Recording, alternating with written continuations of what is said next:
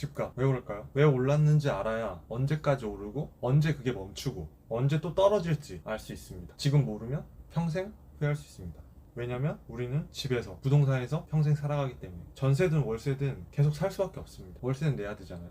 집값 왜 오르냐? 첫 번째가 통화량입니다. 2, 3, 4, 5, 6은 정부의 규제인데 이걸로 조금씩은 오를 수 있는데 절대적으로 중요한 건 통화량입니다. 먼저 얼마나 올랐는지 보겠습니다. 수도권 아파트값 상승률 19년 만에 최고. 21년은 1월부터 6월까지 상반기죠. 6개월간 상승률을 나타내고 있습니다. 전국은 9.97%, 수도권은 12.97%. 이 정도 올랐는데 지금 2020년은 1년간 상승률이죠. 1년간 상승률이 지금 상반기 6개월간 상승률보다 작습니다. 지금 이 정도 올랐다는 거는 이대로 1년간 오르면 그러니까 하반기도 이만큼 오르면 26%가 오르는 거죠. 26%가 오르면 그래프가 여기서 이렇게 쭉 올라가는 거죠. 호갱노노 사이트에서 실거래가 변동률을 한번 보겠습니다. 지금 실거래가 변동률의 최근 1년간을 지정하고 보면은 상대적으로 서울은 그렇게 많이 오르지는 않았습니다. 서울 보면은 6%, 4%. 서울은 이전에 많이 올랐죠. 이미 다 전에 오르고 먼저 오르고 규제 때문에 대출 규제 때문에 더 이상 못하고 이 정도로 멈춰 있는 거죠. 지난 한 해 동안. 지난 3년간을 보면은 서울 많이 올랐죠. 그 다음에 넓게 보면 경기도가 엄청나게 올랐습니다. 일산 서구 29.7%, 파주 26.7%, 의정부 28.7%, 시흥 27%, 단원구 24.8%. 이 즉각 고공행진을 보고 홍남기 부총리는 이렇게 말합니다. 원인이 주택 수급 요인에만 있다고 보기 어려워. 물론 주택 공급 수요도 중요한데 더 중요한 게 있습니다. 하지만 홍남기 부총리는 이렇게 말합니다. 불법적 실거래가 띄우기, 교란 행위가 부동산 시장을 왜곡한다. 기대 심리와 투기 수요, 불법 거래가 상승을 견인한다 라고 설명합니다. 그런데 불법적인 거래, 이거는 12건에 불과했다. 총 거래 건수에 비해 아주 적은 거죠. 사실 그러니까 이런 게 아니라 집값이 오른 이유는 통화량입니다. 통화량이 증가해서 집값이 오른 건데 그거를 언급하지를 않아요. 정부가. 왜 언급하지를 않을까요? 정부는 처음부터 부동산 정책을 쓰면서 집값을 잡는다고 말을 합니다. 파리 정책부터 집값을 잡는다고 말하고 그게 안 통하니까 우리가 틀리지 않았다는 걸 증명하기 위해 계속해서 무리수를 던지면서 집값 정책을 계속 냅니다. 그리고 코로나 때문에 화폐 발행을 엄청나게 합니다. 통화량이 늘어난 거죠. 통화량이 늘어나서 집값이 계속 오르는데 그 부분을 언급하지 않아요. 그래서 제가 오늘 여러분에게 언급을 드립니다. 통화량이 얼마나 올랐는지 한번 보겠습니다. 지금 이 사이트는 트레이딩 이코노믹스라고 검색하면 바로 나오고요. 사우스 코리아 머니 서플라이 통화 공급량이죠. 통화량이죠. M1이라고 써 있습니다. 소스는 뱅크 오브 코리아. 그리고 이 M1이라는 거 M0, M1, M2, M3가 있는데 이거는 이쪽을 좀 참고해 주면 될 것 같습니다. 일반적으로 중앙은행이 직접 화폐를 발행한 거는 M0라고 하고 일반 은행에서 신용 창출을 하죠. 사람들이 대출을 하면 그게 화폐 발행이 되는 겁니다. 그 화폐 발행을 한 거를 포함하면은 그래서 대출을 해서 요구 부을 예금이 생긴다. 그거를 포함한 게 M1입니다.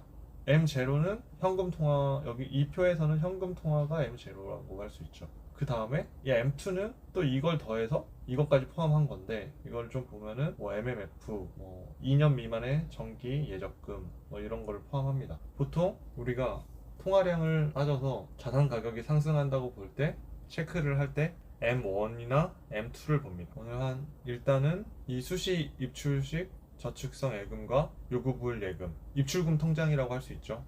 그러니까 바로 쓸 수 있는 돈을 말합니다. 바로 쓸 수 있는 돈을 M1, 그 다음에 약간 2년 미만의 정기적금 이런 것까지 합한 거를 M2라고 하는데 뭐 이거를 자세하게 알 필요는 없고요. 보통 우리가 자산을 볼 때 M1이나 M2 통화량을 본다 이렇게 생각하시면 될 것 같고요. M1을 한번 봐보겠습니다. M1의 그래프입니다. 한국의 통화 발행량이죠. 지금 현재 이 통화량의 단위는 지금 여기 있습니다. 1 빌리언. 단위가 그렇게 중요한 건 아니고 총 통화량이 얼마나 증가했는지를 보면 되겠습니다. 지금 10년 그래프로 봤고 지금 120만인데 지금 40만일 때가 있었죠. 40만일 때가 이쯤. 그러니까 약 지금으로부터 한 10년 전에 40만이었습니다. 그러면 3분의 1이죠. 10년 전에 100만 원은 지금의 300만 원과 같다 라고 단순히 이렇게 생각할 수 있어요. 물론 이게 뭐 비례하는 건 아닌데 10년간 통화량이 3배가 증가했지만 집값이 정확하게 3배가 늘어나진 않습니다. 하지만 어느 정도 3배는 아니더라도 최소 2배 정도는 늘어나는 거죠. 네. 제일 중요한 건 통화량이라고 말씀드렸고요. 그 다음에 임대차 3법.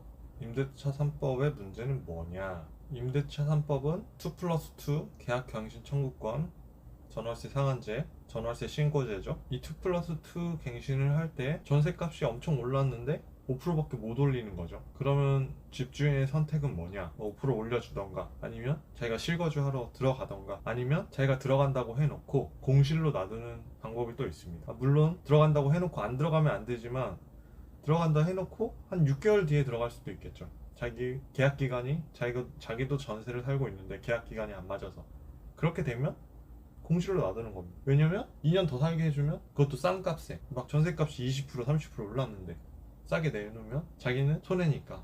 왜냐면 자기가 살고 있는 전세도 계속 오르겠죠. 자기도 올려줘야 되는데 못 올려주는 상황이잖아요. 자기도 집이 있는데 자기도 많이 올리거나 들어가던가, 자기 집에도 그 집주인이 들어올 수 있겠죠. 그렇게 되면서 공실로 놔두는, 실거주로 들어가는 집도 있고 공실로 놔두는 집도 있고, 뭐 여유가 있는 집이면 원래는 한 4가족이 살았는데 뭐 아들 녀석이 뭐 결혼을 준비하고 있다, 그러면 그 집에 들어갈 수도 있겠죠. 직계가족까지 들어갈 수 있으니. 그래서 원래는 필요 없었던 집인데 내가 들어가던가, 아들 녀석이 들어가던가, 뭐 딸이 들어가던가, 그렇게 해서 물량이 감소하게 됩니다. 주택시장에 약간 비효율을 일으키는 거죠. 이게 임대차 3법으로 인해서 혜택 받는 사람은 물론 있습니다. 70~80%가 계약갱신 청구권을 사용해서 계약을 갱신을 합니다. 그런데 좋죠. 좋은데 한 20~30%는 비효율이 발생하는 거죠. 원래는 100이 공급돼야 되는데 70, 80밖에 공급을 안 하고 20은 실거주로, 필요 없는 실거주를 들어가던가. 원래 지방에 살아도 되는데, 뭐 직장이 수원이라서 수원에 살고 있었는데 임대차 3법 때문에 서울로 들어가는 경우가 생기는 거죠. 자기의 재산을 지키기 위해서. 이런 비효율이 발생합니다. 100을 공급하려던 게 7, 80밖에 공급을 못하고 20~30%가, 근데 그 20~30%가 엄청납니다. 그 다음에 분양가 상한제. 지금 분양가 상한제는 재건축을 제한하고 있죠. 재건축, 재개발, 공급인데, 공급을 해야지 집값이 안정이 되겠죠. 모두가 알고 있는데 재건축을 가로막고 있습니다. 왜냐면 재건축을 해도 분양가를 상한을 시켜서 해도 남는 게 없으니까, 지금 안 하고 다음 정권에서 이 분양가 상한제가 없어지면 다음 정권에서 해야지 이러면서 지금 안 합니다. 왜냐면 돈이 안 되니까. 다음 정권에서 돈이 될 수도 있는데, 이거 없어질 수도 있는데 하면서 안 합니다. 공급 안 하죠. 이번 정권에서 안 할 겁니다. 다음 정권이 또 어떻게 될지는 몰라요. 정책에 따라서 결정이 되겠죠. 그 다음에 양도세. 지금 여러 매물을 가지고 있는 사람들이 있을 겁니다. 그런데 양도세가 너무 세. 비싼 매물이 안 나옵니다. 싼 매물은 양도세가 그렇게 크지 않은 막 지방 매물 있죠. 그거는 그냥 뭐 양도세 뭐 몇천 내면서 할 수 있어요. 그런데 만약에 강남에 2채를 가지고 있다. 양도세를 내야 돼. 근데 양도 차익이 10억이다. 양도세를 뭐 50% 내야 될 수도 있어요. 5억을 낼 수도 있어요. 지금 계산은 안 해봤는데 5억이 아니라 뭐 7억 8억 내는 경우도 있겠죠. 뭐 2주택이 아니라 3주택 뭐 4주택이면 양도세 중과가 훨씬 큰데, 그래서 비싼 고가의 주택이 안 나옵니다. 그 다음에 조금 비슷한데 다주택자 세금 중과가 있죠. 그래서 다주택자 세금을 중과하니까 미리서부터 판 사람들도 있습니다. 미리서부터 뭐 경기도에 3채를 팔고 뭐 서울, 강남에 한 채로 들어가는 사람들이 있겠죠. 똘똘한 한 채로 들어가는 거. 뭐 지방에서 수도권으로, 수도권에서 서울로. 계속 중심지가 계속 비싸집니다. 지방은 좀 더 그렇게 많이 비싸지진 않고 중심지가 계속 비싸집니다. 한 7, 8년 전에는 지방도 많이 올랐었는데 오히려 지방에 많이 투자를 했었죠. 근데 지금은 계속 서울만 비싸지고 있습니다. 수도권을 포함해서요. 마지막으로 주택임대사업자. 이것도 마찬가지로 주택임대사업자를 폐지를 하면서, 폐지하는 과정이죠 지금. 다주택자 금지를 하고 똘똘한 한 채를 결국 하게 되고, 자연스럽게 팔게 되면서 못 버티고, 그리고 수도권으로, 서울로 지금 들어오고 있습니다. 2번부터 6번까지 정부의 규제 정책이죠. 이걸로 인해 집값이 오르는데 정부는 계속 집값을 잡겠다고 지금 여기 나온 정책은 집값을 잡는 정책이 아니라 올리는 정책이에요. 뭐 사람마다 의견이 다를 수도 있는데 많은 부동산 전문가들이 알리고 있죠. 그 다음에 물론 정부가 잘한 부분도 집값을 잡기 위해 잘한 정책도 있어요. 대출 규제를 좋게 보는데 물론 대출을 풀어서 청년들이 집을 사게 해야 되는 것도 있는데 집값을 잡는 그 부분에 있어서는 대출 규제를 하는 게 집값을 다운시킬 수 있죠. 그거는 집값을 잡기 위해 잘한 정책이라고 봅니다.